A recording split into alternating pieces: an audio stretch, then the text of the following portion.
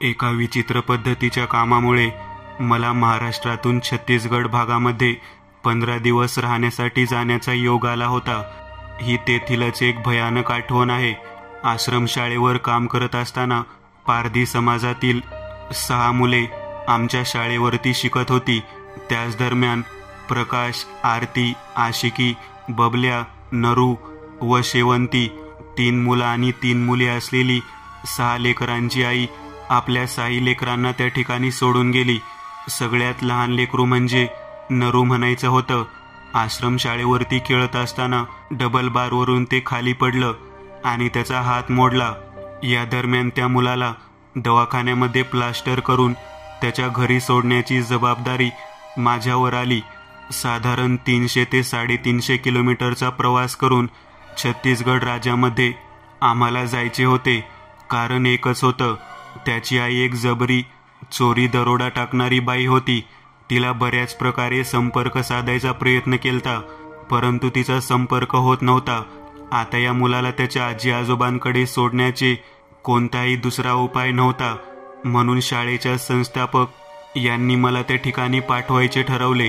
त्या वस्तीवरती मला त्या मुलाला सोडायचं होतं आणि साधारण 10 दिवसाच्या अंतराने त्याच्या आईची सरकारी कागदावर संमती घेऊन ऑपरेशनसाठी तो कागद व तो मुलगा घेऊन मला परत यायचं होतं। सर्वात मोठा असणारा नरूचा भाऊ प्रकाश याला सोबत घेऊन मी, नरू आणि प्रकाश आमचा प्रवास सुरू झाला। 300-350 किलोमीटर अंतर पार केल्यानंतर छत्तीसगड राज्यांमध्ये प्रवेश केला। नक्सली एरिया असल्यामुळे फारच भीतीदायक वातावरण होतं। अर्जुनसोंडा म्हणून एक गाव होतं, त्या ठिकाणी आम्हाला पोहोचायचं होतं। त्या ठिकाणी जाताना माझ्या समवेत प्रकाश हा होता आणि त्याचा लहान भाऊ नरू। आम्ही पायी मार्गक्रमण करायला सुरुवात केली। साधारण 15 किलोमीटर अंतर आम्हाला जंगलामधून चालून त्याच्या वस्तीवरती जायचं होतं। मला अगोदरच आश्रमशाळेच्या संस्थाचालकांनी सूचना दिली होती की तो एरिया म्हणजे फार भयंकर आहे, परंतु प्रकाश तुझ्याबरोबर असल्यामुळे तुला कोणत्याही प्रकारचा त्रास होणार नाही। आदल्या दिवशी सुरू केलेला प्रवास संपूर्ण रात्रभर झालेला एसटीचा प्रवास आणि आता सकाळी 9:30 वाजल्यापासून 15 किलोमीटर चालण्यासाठी जंगलातला प्रवास सुरू झाला होता। प्रकाश तसा इयत्ता 8वीच्या वर्गातील विद्यार्थी होता। तो सांगत होता, माझी आई आणि वडील हे दोघेही घरी असतीलच असे नाही, पण आजोबा मात्र असतील। आमची खूप मोठी अशी वस्ती आहे, जिथे साधारण 10 ते 15 कुटुंब एकत्रच राहतो। जंगलामधील चालत असताना प्रकाश वाट दाखवत होता। मध्ये कुठेतरी एखाद दुसरा व्यक्ती दिसत होता। तो मला विचारायचा, कुठे निघाला? त्यावेळेला मी उत्तर द्यायचो, आशाबाईकडे। नंतर प्रकाशला पाहिल्यावर त्यांना समजायचं। मग प्रकाशला पाहिले की लोक काहीच बोलत नव्हते। साधारण 7 ते 8 किलोमीटर अंतर चालून गेल्यानंतर डोंगराचा उतार लागला आणि एक मोठी दरी होती आणि त्या दरीतून उतरून पलीकडे जाण्यासाठी एक वाट होती। जाताना वाटेमध्ये मोठा ओढा होता। बरोबर बांधून घेतलेला जेवणाचा डब्बा सोडून आम्ही त्या ओढ्याच्या बाजूला जेवण केले आणि तिथेच पाणी पिलो। आम्ही तिघेजण पुढे चालण्यासाठी निघालो। थोडे अंतर गेल्यानंतर हिरव्या रंगाचे विचित्र कपड्यांमध्ये आणि डोक्याला काळी पट्टी बांधलेले आणि काळ्या रंगाचे रंग चेहऱ्यावरती पट्टे ओढलेले 10-12 जण मला दिसले। त्यांच्या हातामध्ये शस्त्रे होती। हा अनुभव माझ्यासाठी नवीनच होता। पोलिसाव्यतिरिक्त मी कोणाकडे शस्त्र कधी पाहिले नव्हते। हे सर्व नक्षली होते। त्यांनी प्रकाशकडे पाहिले। माझ्याकडे बंदूक रोखून त्यांनी हात मागे घ्यायला सांगितले। एका जणाने मागे येऊन माझ्या पोटात लाथ घातली। प्रकाशने त्यांच्या विचित्र भाषेमध्ये त्यांना काहीतरी सांगितले। मग त्यातील एकाने मला उभे राहायला सांगितले आणि माझी माफी मागितली। तो तुटकी फुटकी मराठी आणि व्यवस्थित हिंदी बोलत होता। माफ करना सरजी, गलती हो गई, आप आगे जाइए, तो असे म्हणाला आणि माझ्या पाया पडला। पुढे माझा प्रवास सुरू झाला। मी प्रकाशला विचारले, हे कोण होते? हे सर्व नक्षली आहेत। ते या भागात असतातच। त्यांना गुप्तहेरांची फार भीती असते, म्हणून ते सर्वांना प्रथम अशीच वागणूक देतात। परंतु मी सांगितल्यानंतर त्यांना ते पटले व तुम्हाला सोडून दिले. साधारण 2 किलोमीटर अंतर राहिले होते. उंचच्या उंच झाडे आणि साधारण छाती एवढ्या उंच गवत अशा मार्गाने मार्गक्रमण करत साधारण दुपारी 4 वाजता मी प्रकाशच्या वस्तीच्या जवळ पोहोचलो. वस्ती म्हणजे काय? जुन्या वेगळ्या पद्धतीने काट्याकुट्यांच्या घरामध्ये राहणारी लोक. उंच उंच झाडाच्या मध्यभागी गोलाकार मैदानासारखी जागा होती आणि त्या ठिकाणी 15 ते 20 घर लाकडांच्या व मातीच्या साह्याने बांधलेली घरे होती. त्या सर्व झोपड्या होत्या. त्या ठिकाणी गेल्यानंतर 4 वृद्ध व्यक्ती व्यतिरिक्त मला कोणीही दिसले नाही. त्यात एक म्हातारी आजी आणि आजोबा, हे दोघेजण प्रकाशचे आजी आजोबा होते. मी त्यांची गाठ घेतली आणि नरूला त्यांच्या स्वाधीन केले. प्लास्टर केलेला हात गळ्यात बांधलेला पाहून आजी आदिवासी भाषेत काहीतरी बोलत होती. आजोबा तुटक्या फुटक्या हिंदीमध्ये मला विचारू लागला, नेमकं काय झालं, कशानं असं झालं? मग मी सांगितलं आणि त्यांना म्हणालो, एक 8 दिवसांनी याचे ऑपरेशन करायचे आहे. त्यामध्ये त्याच्या हातामध्ये रॉड टाकायचा आहे. त्यासाठी याच्या आईची किंवा वडिलांची या सरकारी दवाखान्याच्या कागदपत्रावरती सही लागेल. त्याच्या आजोबांनी डोक्याला हात लावला. ते म्हणाले, त्याच्या आई आणि त्याचे वडील यांचं नाव सुद्धा घेऊ नका. ते दोघे इथे नसतात. ते दोघेही फार विचित्र आहेत आणि तुम्ही आज रात्री इथे मुक्काम करा आणि निघून जा इथून. ही जागा तुमच्यासारख्या लोकांना राहण्यासाठी चांगली नाही. मला नेमकं समजलं नाही. रात्री भयंकर काळोखामध्ये कसेबसे बाजेवरती मी बाहेरच्या बाजूला पडलो होतो. साधारण 2-2:30च्या सुमाराला वस्तीच्या मागच्या बाजूला कसला तरी विचित्र कालवा ऐकू येऊ लागला. त्याच दरम्यान माझी झोप मोड झाली आणि मी त्या दिशेने निघालो. झाडांच्या बुंध्याला मशाली लावलेल्या होत्या आणि त्या मशालीच्या उजेडामध्ये एका दगडाच्या कट्ट्यावरती एक म्हातारी स्त्री बसलेली होती. मध्यभागी एक साधारण 10 फूट उंचीचा झाडाचा बुंधा रोवलेला होता आणि त्याच वेळेला बाजूने 20 ते 25 लोकांचा घोळका होता. त्यांनी बहुधा कोणाला तरी धरून आणलेले होते. अशी 3 लोक या ठिकाणी होती. 2 धिपाड देहाचे पुरुष 100 फूट अंतरावरून एका व्यक्तीच्या दोन्ही पायाला दोरी बांधलेली होती. त्या दोन्ही पुरुषांच्या हातामध्ये ती दोरी होती. त्या व्यक्तीला जमीनवरून ओढत फरफटत ते 100 फुटाहून ओंडक्याच्या दिशेने घेऊन येत होते. दोन्ही बाजूला त्याचे पाय फाकलेले होते आणि गुप्तांग जोरात त्या ओंडक्यावरती आदळले गेले. गुप्तांगावर झालेल्या एवढ्या मोठ्याने जोराचा आघात सहन न झाल्याने आणि जोराने फरफटत ओढत आणल्याने डोके फुटून डोक्यातून रक्त येऊन ती व्यक्ती जागेवरच गेलेली होती. हा नेमका काय प्रकार आहे हे माझ्या लक्षात येत नव्हतं. परंतु त्या बाजूला उभारलेल्या माणसांमध्ये प्रकाश, नरू, त्याचे आजी आजोबा खूप आनंदाने मजा घेत होते. प्रकाश आणि नरू आनंदाने उड्या मारत होते. त्याची आजी आणि आजोबा जोराने टाळ्या वाजून ओरडत होते. मला काहीतरी आदिवासी भागातील बळी देण्याचा प्रकार असावा असे वाटले.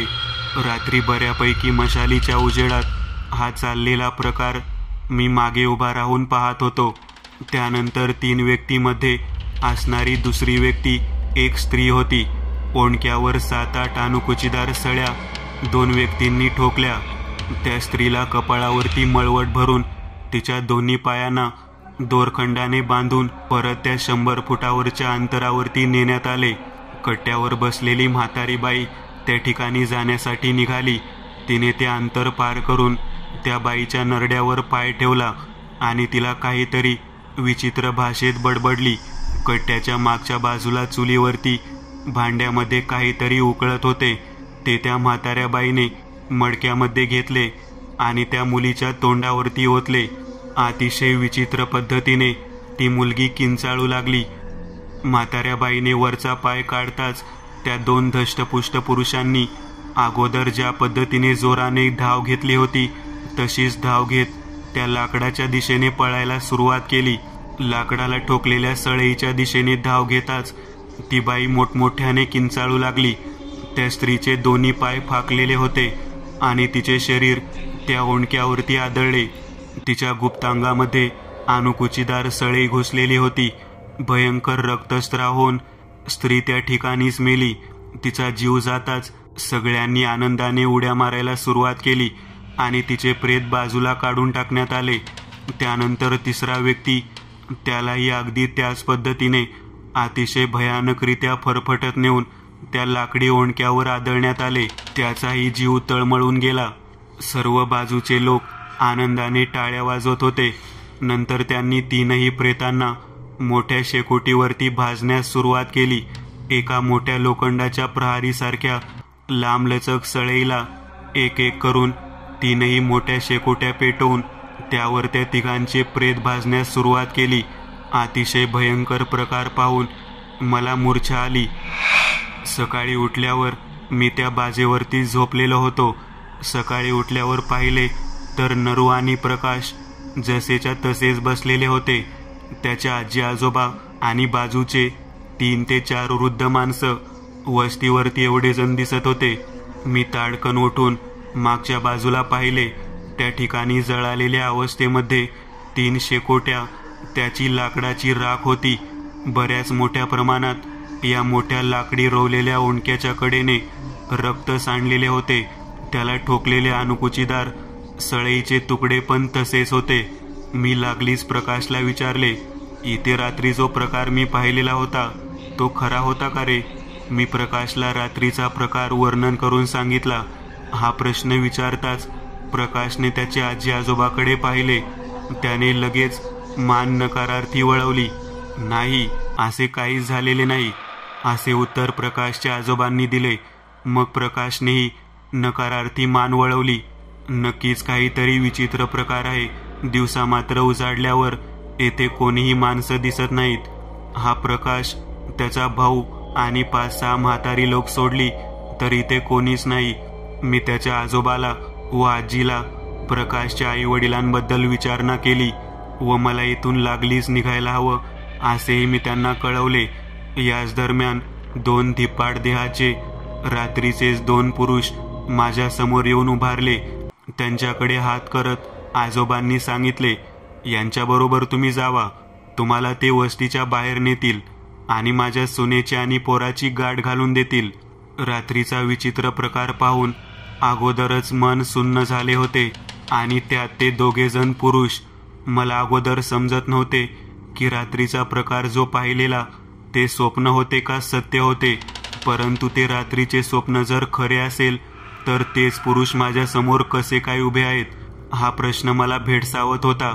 मी त्यांच्या समवेत थोडे धाडस करून वस्तीच्या बाहेर जाण्यासाठी निघालो. जाताना नरू आणि प्रकाशला येतो रे जाऊन म्हणून निरोप घेतला. वस्तीच्या बाहेर गेल्यानंतर ओढा ओलांडल्यानंतर पर्वताच्या बाजूलाच डोंगराच्या गुहेमध्ये त्या 2 पुरुषांसोबत गेलो. समोर आशाबाई आणि तिचा नवरा झुंबर हे वेगळ्याच अवस्थेमध्ये शांततेने बसलेले होते. मी त्यांच्या समोर जाऊन त्यांना सांगितले, तुमच्या लहान मुलाचा हात मोडलेला आहे आणि त्याचे ऑपरेशन करण्यासाठी कागदावरती सही नाही तर अंगठा लागेल. तुम्हाला माझ्या समवेत यावे लागेल. आशाबाई विचित्र अवतारामध्येच होती. तिचा नवरा झुंबर माझ्याकडे बघून हसू लागला. तो म्हणाला, निवांत राहा, 8 दिवस आमचा पाहुणचार घेऊन जावा, मग जाताना तुमच्यासोबत माझी बायको येईल. या अशा विचित्र लोकांसमवेत 8 दिवस घालवणे म्हणजे फार कठीण काम. मी कसे बसे होय म्हणालो. मग आशाबाई आपल्या ध्यानामधून उठली आणि माझ्याबरोबर वस्तीकडे येण्यासाठी निघाली. आशाबाई गुहेच्या बाहेर आल्यानंतर मी तिला नीट निरखून पाहिले तेव्हा मला लक्षात आले की रात्रीच्या वेळी कट्ट्यावर बसलेली म्हातारी स्त्री आणि आशाबाई दोघी एकसारख्याच दिसत होत्या. आशाबाईंनी आपल्या 2 मुलांबद्दल विचारले. मी तिला सर्व कल्पना दिली. 8 दिवस मला इथून हलता येणार नाही आणि तुम्ही माझ्या मुलाच्या मोडलेल्या हाताची काही काळजी करू नका. येथे वैद्यराज आहेत, ते त्याचा मोडलेला हात बसवून देतील आणि आमच्या जंगली इलाजापुढे सर्व काही ठीक होईल. पण तुम्हाला मात्र इथेच थांबावे लागेल. या 8 दिवसामध्ये जो पाहुणा आमच्या घरी येतो त्याला मी 8 दिवस तरी सोडत नाही, त्याचा पाहुणचार करतो. हा आमच्या आदिवासी देवांचा उत्सव असतो, तो तुम्ही करा आणि मग जावा. माझ्या पुढे हो म्हणण्याखेरीज कोणताही पर्याय नव्हता. मग काय, मी कसेबसे त्यांच्या वस्तीवरती गेलो. पुन्हा रात्रीच्या वेळी तसाच अगदी सेम प्रकार घडला. साधारण पहाटे त्यांच्या वेळेला वस्तीच्या बाहेरच्या बाजूला गोल पटांगणासारख्या भागात बाजूनी उंच झाडांवरती मशाली बांधलेल्या आणि कट्ट्यावरती म्हातारी बाई आणि परत 3 माणसे, त्यामध्ये एक स्त्री आणि अगदी तसाच पद्धतीचा तो प्रकार. आणि पुन्हा एकदा प्रकाश व नरू दोघेजण उड्या मारताना आनंदामध्ये मला दिसत होते. पुन्हा तशाच 3 शेकोट्या पेटलेल्या आणि त्यांच्यावरती लोखंडी सळईला भाजली जाणारी 3 प्रेते. प्रत्येक प्रेताचा लचका तोडत तुकडे पाडत प्रत्येकाच्या समोर प्रेताचे तुकडे खाण्यासाठी देण्यात येत होते. विचित्र पद्धतीची दारू गाडग्यामधून पीत होते. मी मागच्या बाजूला हा सर्व प्रकार पाहत होतो. त्या समोरच्या पंक्तीमध्ये प्रकाश आणि नरू जाऊन बसले. आश्रमशाळेवरील विद्यार्थी या भयानक प्रकाराच्या भोजनाचा आस्वाद घेताना पाहून, तसेच प्रेताचे तुकडे पडलेले पाहून मला परत एकदा मूर्छा आली आणि या प्रकारचा प्रकार परत एकदा तसाच घडला. मी पुन्हा वस्तीवरती सकाळच्या वेळेला उठल्यावर त्याच अवस्थेत होतो. मला नेमकं समजत नव्हतं की हे असे का दिसत आहे. तब्बल 8 दिवस हा प्रकार चालू होता. दिवसभर मी प्रकाश त्यांच्या आदिवासी लोकांसमवेत तिथे फिरत होतो. जंगलामध्ये विविध प्राण्यांचे दर्शन घेत होतो आणि रात्रीच्या वेळी मात्र हा प्रकार मला दिसायचा. अखेर मी धाडस करून प्रकाशच्या आजोबांना हा प्रकार सांगण्याचा प्रयत्न केला आणि माझ्या हातून मोठी चूकच घडली. 8 दिवस मी रात्री प्रकार पाहत होतो. तो प्रकार पूर्वीच्या काळामध्ये कधीतरी घडलेला असावा. काय कारण म्हणून मला तो परत का कुणास ठाऊक दिसत होता. साधारण 1 वर्षापूर्वी या ठिकाणी यांच्याच पारधी वस्तीमधील 2 मुले आणि एका मुलीला या प्रकारे फरफटत नेऊन मारण्यात आलेले होते, असे मला प्रकाशच्या आजोबांनी सांगितले. पण या घटनेला घडून 1 वर्ष होऊन गेले आहे. आणि तुम्हाला बरे आता हे कसे काय दिसते, यावरती मी त्यांना विचारले. मला जे रात्री प्रकार पाहायला मिळाला तो त्या पद्धतीने 3 शेकोट्या पेटवून त्या लोकांचे मांस भक्षण केले होते का. आता मात्र आजोबांनी माझ्याकडे रागाने पाहिले. ते म्हणाले, तुम्हाला नेमकं काय म्हणायचं आहे सर. तुम्ही जे रात्री स्वप्नात पाहिले ती गोष्ट तुम्हाला खरी वाटते का. तो केवळ तुमच्या मनातील भ्रम आहे. आणि माझी नातवंडे त्या विचित्र पंक्तीला बसलेली दिसली म्हणजे तुम्ही पाहिली म्हणजे तुम्हाला नेमकं काय म्हणायचं आहे. माझे आणि आजोबांचे बोलणे चालू असतानाच 2 धिप्पाड देहाचे ते 2 पुरुष माझ्या समोर आले. त्यांनी आमचे सर्व बोलणे ऐकले होते. वस्तीवरील माणसाच्या समोर त्या दोघांनी मला नेऊन उभा केले. विनाकारण शंका विचारून मी माझ्या मृत्यूलाच ओढवले होते असे मला वाटले. पंचमंडळी समवेत माझी चर्चा सुरू झाली तेव्हा त्यातील एका म्हाताऱ्या व्यक्तीने मला विचारले, तुम्ही कुठून आला आहात. मी सर्व हकीकत व माझा पत्ता सांगितला. त्यावेळेस मात्र त्यांनी मला सांगितले, तुमचे कोणीतरी नातेवाईक मित्र असे कोण आहे का जे मागील वर्षभरापासून गायब आहेत. नाही, असे कोणीही नाही. त्यांनी विचारलेल्या प्रश्नांची उत्तरे दिली. त्यांनी मला व्यवस्थितरित्या परत वस्तीवरती जाण्यास सांगितले व त्यांनी विनंती केली, तुम्ही पौर्णिमेच्या रात्री म्हणजे अजून 6 दिवसांनी इथून जाऊ शकता. मला आता इथे राहणे फार धोक्याचे वाटत होते, परंतु नाईलाजास्तव थांबण्याशिवाय काहीही पर्याय नव्हता. परत रात्रीच्या वेळी मला अगदी तसाच प्रसंग डोळ्यासमोर दिसत होता. साधारण 2 वाजल्यानंतर रोज रात्री तशी घटना मला दिसायची. पण जेव्हा मी रात्रीचे भोजन करत असे त्यावेळेला मात्र मला कळत नव्हते. जेवण झाल्यावर लगेच मी शांत पद्धतीने बाजेवरती झोपत होतो. माझ्या डोक्यात शंका येऊन गेली आणि पौर्णिमेच्या अगोदरच्या रात्री मी जेवण केले नाही. माझा उपवास आहे म्हणून मी त्यांना सांगितले. आणि आता मात्र मला रात्रीच्या वेळी झोपच येत नव्हती. कसेबसे मी 2 वाजेपर्यंत रात्र जागून काढली. त्यावेळेस मला सर्व खरा प्रकार समजला. तो एक 15 दिवस चालणारा विचित्र पद्धतीचा विधी होता. ते पारधी समाजाचे लोक नसून नरभक्षी होते. त्यांनी चुकीच्या पद्धतीने शाळेमध्ये गाय पारधी समाजाचे आहेत म्हणून नाव नोंदणी करून प्रवेश घेतलेला होता. रात्रीच्या वेळी मागच्या बाजूला कसला तरी विचित्र हालचाल नेहमीप्रमाणे सुरू झाली. मी बाजेवरती झोपेचे सोंग घेऊन तसेच होतो. नरू प्रकाश कमरेला लंगोट बांधून अंगावरती वेगळ्या रंगाचे पट्टे ओढून भोजनाच्या तयारीने हातामध्ये ताट घेऊन त्या ठिकाणी निघालेले होते. मी काहीच बोललो नाही. त्यांनी रात्री 12 नंतर आशाबाई व तिचा नवरा झुंबर ज्या गुहेमध्ये होते तिथून 2 पुरुष आणि 1 बाई अर्धनग्न अवस्थेमध्ये त्या ठिकाणी धरून आणून फरफटीच्या विधीला सुरुवात झाली होती. यावेळेस मात्र ते सगळेजण पूर्वी मला रात्री दिसत होते तसे नव्हते. ते तिघेही जण वेगळे होते. रात्रीच्या वेळी अगदी तशाच पद्धतीने त्या तिघांना फार भयंकररित्या फरफटीच्या विधीमध्ये त्या लाकडी ओंडक्याला धडक देऊन जीवे मारण्यात आले आणि परत तिन्ही प्रेतांना पुन्हा शेकोटी पेटवून भोजनासाठी सर्व 30 ते 40 लोकांनी मिळून भाजून तुकडे करून खाण्यास सुरुवात केली. त्याच वेळेला 12 जणांचे लक्ष माझ्याकडे गेले. पुन्हा एकदा मूर्छित होऊन पडण्याचे नाटक केले. आता मात्र मला सर्व गोष्टी एक एक करून लक्षात येऊ लागल्या. मग त्या 2 पुरुषांनी मला परत एकदा मी झोपलो होतो त्या ठिकाणी आणून मला झोपवले. तिथे आल्यानंतर त्यांनी माझ्या पायावरती पाणी ओतले आणि सर्वांनी येऊन माझे दर्शन घेतले. पहाटेच्या सुमारास मला उचलून बाजेसकट या गुहेमध्ये नेण्यात आले. तेथे 6 लोक, 4 पुरुष व 2 स्त्रिया यांना बांधून ठेवण्यात आले होते. त्यांनाही मी बाजेवर झोपलेल्या अवस्थेत माझ्या पायावरती पाणी ओतून त्याचे तीर्थ पाजायला दिले. मी झोपेचे सोंग घेऊन तसाच होतो. पुन्हा मला परत पूर्वीच्या ठिकाणी आणून झोपवण्यात आले. एकंदर रात्रीचा सर्व प्रकार मला लक्षात आला होता. मी पुन्हा पूर्वीसारखे नाटक करत पहाटेच्या वेळी 6-6:30 वाजता उठलो. आता फक्त एकच रात्र राहिली होती, ती म्हणजे पौर्णिमेची, आणि दुसऱ्या दिवशी माझी सुटका होणार होती. मलाही लक्षात आले होते की कोणत्या तरी विचित्र कारणामुळे यांनी मला त्यांचा देव किंवा देवाचा दूत समजून या फरफटीच्या विधीमध्ये मला नमस्कार करणे किंवा माझ्या समोरच हा विधी करणे याचे असेच काहीतरी कारण असावे.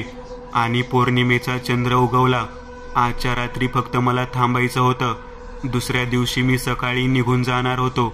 रात्रीच्या वेळी प्रकाश आणि नरूच्या घरातील लोकांनी मला गरम पाण्याने आंघोळ घातली आणि त्यांनी सांगितले, तुम्ही आमचे अतिथी आहात, आम्हाला तुमची सेवा करायची आहे. त्यांनी गरम पाण्याने आंघोळ घातली. सर्व वस्तीवरील 30-40 लोकांनी येऊन माझे दर्शन घेतले. रात्रभर माझ्या समोर सर्वांनी नृत्य सादर केलेले. वेगवेगळे आदिवासी विचित्र प्रकारच्या गाण्यावरती ते सर्वजण मध्यधुंद अवस्थेत नाचत होते. बरोबर 3च्या सुमारास त्यांनी मला जागेवरून उठण्यास सांगितले आणि ते परत त्या फरफटीच्या विधीच्या ओंडक्याच्या जागी मला घेऊन गेले. तेथून बरोबर फरफटत ओढत नेण्याच्या जागी म्हणजे 100 ते 150 फूट अंतरावरती मला घेऊन गेले आणि त्यातील 2 धष्टपुष्ट पुरुषांनी माझ्या पायाला दोरी बांधली. आता मला लक्षात आले की आता हे माझा बळी देणार आहेत. मी सावध झालो. माझ्याजवळ नेहमी जवळ असणारे रेडियमचे मोठे कटर होते. मी काही ओरडू नये म्हणून त्यांनी माझ्या तोंडामध्ये मोठा कापडाचा बोळा घातला.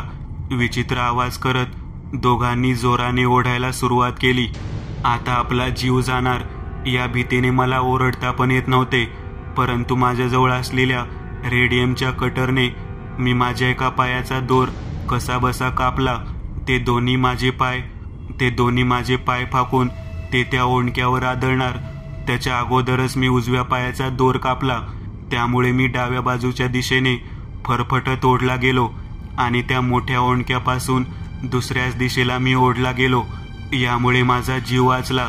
हातामधल्या कट्यारीने मी त्या दुसऱ्या पायाचा दोर कापला आणि सर्व ताकदीनिशी जोरात पळत सुटलो. तब्बल 4 तास मी वेगाने धावत, थोडा वेळ थांबत, परत धावत थांबत मी दिवस उजळायच्या वेळेपर्यंत जंगलातील एका वाहतुकीच्या रस्त्यावरती येऊन थांबलो. त्याचवेळी मला एका बैलगाडीतून 7-8 माणसं जाताना दिसली. मी त्यांना हात केला. त्यांनी मला पुढे 2 किलोमीटरवरती गाव आहे, तिथून तुम्हाला तालुक्याच्या ठिकाणी जाण्यासाठी एसटी मिळेल असे सांगितले. मग मी त्यांच्या समवेत बैलगाडीमध्ये डोक्यावरती त्यांच्यातलेच एकाचे घोंगडे पांघरून बसलो. घडलेला सर्व प्रकार मी त्यांना सांगितला. त्यातील एका वयोवृद्ध व्यक्तीने मला सांगितले, ही एक आदिवासी भागातील फरफटीचा विधी आहे. त्या विधीसाठी ज्या व्यक्तीच्या पायाला 6 बोटे आहेत व कपाळावरती तीळ आहे, अशा व्यक्तीला हेरून हे लोक त्या ठिकाणी बोलावून घेतात, पळवून नेतात किंवा फसवून नेतात. त्याच्यासमोर धरून आणलेल्या व्यक्तीपैकी रोज तिघांचा विचित्र पद्धतीने बळी देऊन त्यांचे मांस भक्षण करतात आणि 6 बोटे आणि कपाळावरती ज्याच्या तीळ आहे याचा पौर्णिमेच्या दिवशी बळी देऊन त्यांचा उत्सव साजरा करतात. मला आता संपूर्ण लक्षात आले होते. एका नियोजित पद्धतीने मला या ठिकाणी पाठवण्यात आलेले होते.